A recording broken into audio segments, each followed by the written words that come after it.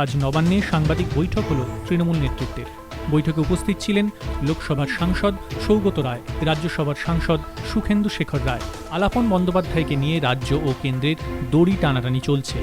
তাই সাংবাদিক বৈঠকে সৌগত রায় বলেন, বিজেপির এই রাজনীতি প্রতিশোধের রাজনীতি। তারা আমাদের সৎ আমলাদের কাজ করতে বাধাদান করছে। যুক্তরাষ্ট্রীয় কাঠামোকে দুর্বল করছে কেন্দ্র। কোনো আইএস অফিসারকে নিয়ে যেতে হলে রাজ্যকে জানাতে হয়, কিন্তু সেটি ভুলে গেছে কেন্দ্র। এভাবে রাজ্য সরকারকে হেয় করে কোনো অফিসারকে কেন্দ্র ডেকে নিতে পারে না।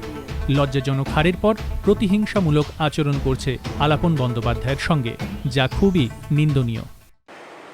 28শে মে যে অর্ডারটা দেওয়া হয়েছিল সেটা একজন আইএস অফিসারকে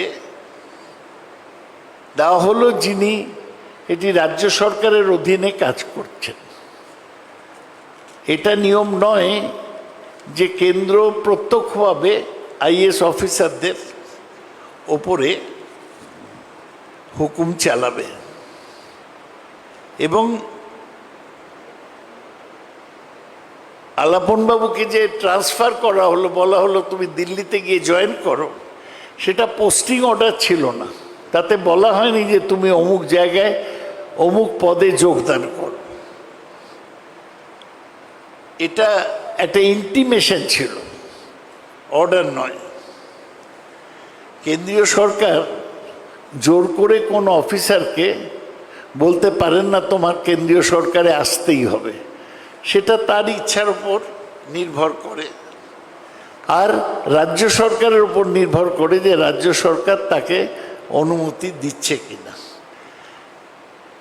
আইএস কেডার রুলস 6(1) এটা কোটেড করা হয়েছে যে রাজ্য সরকারের অনুমতি নিয়ে কেন্দ্রীয় সরকারে কেউ যেতে পারে। কনকারেন্স, তার মানে রাজ্য সরকারের মত নিতে হবে। আর শেষে এটা বলি যে আসলে নিয়ম হচ্ছে যে কেন্দ্র রাজ্যকে জানাবে যে আমি অমুক অফিসারকে নিতে চাই।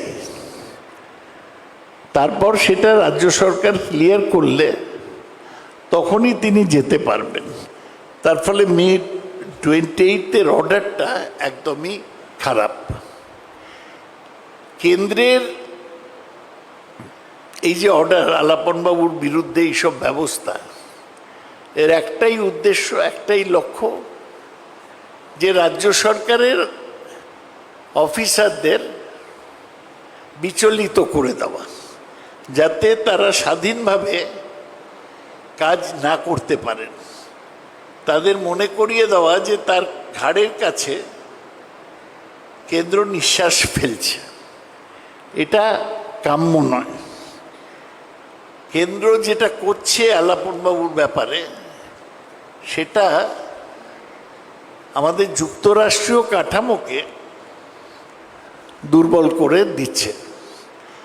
এটা আমাদের মনে রাখা দরকার যে আইএস অফিসাররা নিয়ন্ত্রিত হন সংবিধানের 312 ধারা অনুযায়ী, এবং তাতে বলা আছে 312(2)-এ the services known at the commencement of the Constitution as the Indian Administrative Service and the Indian Police Service shall be deemed to be services created by Parliament under this article.